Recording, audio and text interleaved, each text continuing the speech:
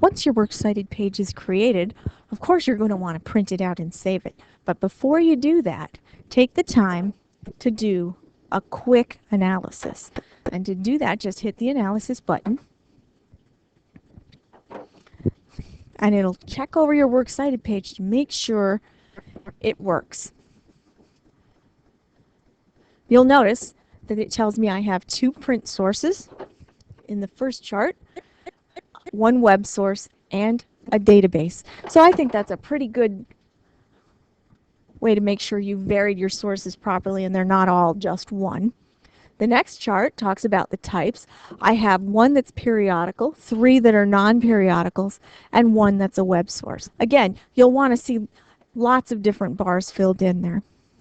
The breakdown of citation type. I have 1 that's a website. I have 1 that's a reference source, 1 from an anthology, 1 from a book, and 1 from a magazine. That's pretty good. And the last chart you want to take a look at is how current is the information. Now my paper is about an author, so I do have 1 that's as old as 1990. But since she's an author, that's okay. But if I was doing a more current topic, I might not want that. But I do have a lot of things that are on this side, so I have a pretty good balance even there. So my works cited page is looking like it's pretty well balanced. And once you're sure of that, then you can go back and let's get it saved and printed. So back at when I hit the bibliography button, the first thing I want to do is make sure that my works cited page is sorted properly, and it is sorted alphabetically. There are other choices, but we definitely want it alphabetical. I'm going to go over to the Print Export button right here and hit that. It gives me a list of choices. Now at school in the library we have Word 2013, and because we have that, we can go ahead and choose the first one. But if you're at home and you don't have Word 2013 yet, and you have older versions of Word, you're going to want to choose the RTF choice. But here I'm in the school library, so I'm going to go ahead and choose print it and send it to Word. I like to open my works cited page and take a look at it before I go ahead and print it. So I'm going to open it.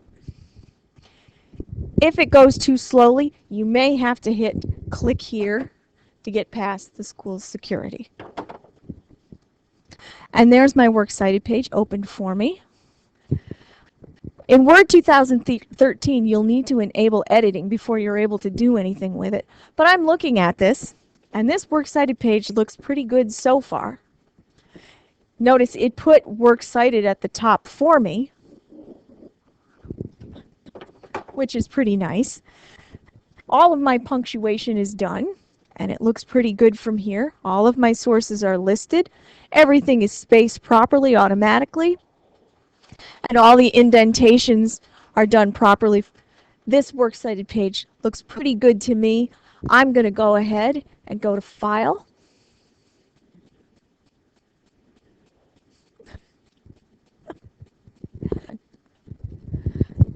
File is over here.